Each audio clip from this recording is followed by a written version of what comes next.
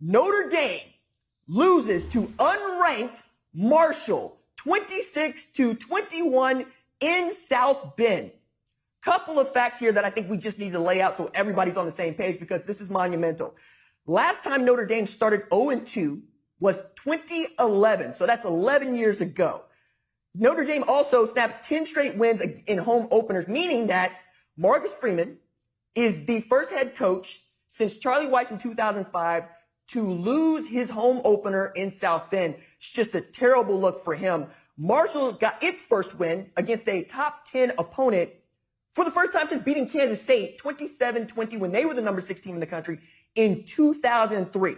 That's nearly 20 years ago. And 25 years ago, we're talking about Marshall playing FCS football. They haven't been playing top flight football that long, but they are also another wondrous team in the Sun Belt. I love the Sun Belt, a little SEC. We're going to talk a lot about the Sun Belt this year, but particularly tonight. Another fact that I found just fascinating here, Freeman becomes the first Notre Dame coach in history to lose his first 3 games as head coach of the Fighting Irish. Not something you want to have on your resume. And to put it mildly, Marcus Freeman has a lot of work to do. But as I'm watching this game play out, I noticed a couple things. One, Charles Huff, who was running backs coach at Alabama on that 2020 national championship team, is on the sideline, right? He's never fluxed, and it seemed like the Thundering Herd had been building toward this game all off season because that's how they came out to play.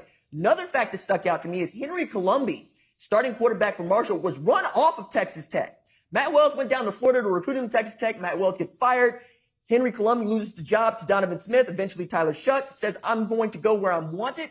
Ends up in West Virginia, playing in Huntington, and gets this monumental victory for the Marshall Thundering Herd. Spectacular for them. What does this mean for Notre Dame, though? Bad news, babe. It's bad news bears over at Notre Dame right now. Not only are you starting this season 0-2, you can kiss any idea of getting to the college football playoff goodbye. Now you are in damage mode. You have to try to control what you can control from here on out. I'm going to hear a lot of Marcus Freeman saying we're a good football team, but I didn't get to see it. I saw Tyler Buchner look every bit like the new starter that he is. It's a guy that has tremendous talent, tremendous speed, does not know when to slide, and was getting flustered back there by let's put it bluntly, a G5 defense.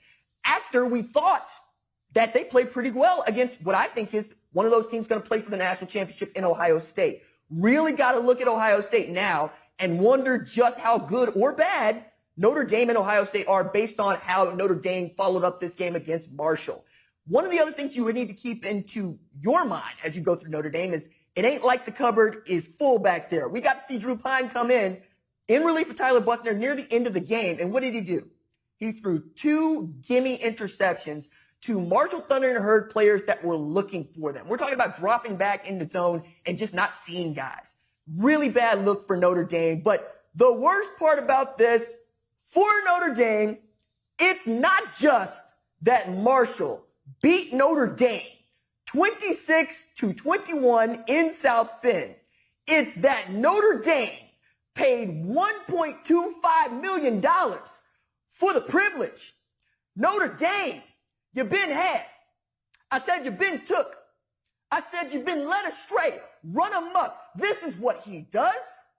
Notre Dame, I'm telling you, Marshall put the shimmy in the shag. Notre Dame put the money in the bag. My goodness gracious. So that means in one calendar year, Marshall has paid Notre Dame has played Cincinnati and Marshall $2.45 million to hold his L, dog. Hold his L. Look, I love that. I love that Marshall came to play. I hate it for Marcus Freeman. I think now you're playing with house money. Tommy Reese was looking all sorts of sweaty and outstressed out there in the box. They've got a lot to worry about. They've got a lot to fix. Hopefully they get this ready to go before they play USC a little bit later on because I want that game to be meaningful. But shouts to the Thundering Herd for showing up to play, and Notre Dame, fix it, and fix it today.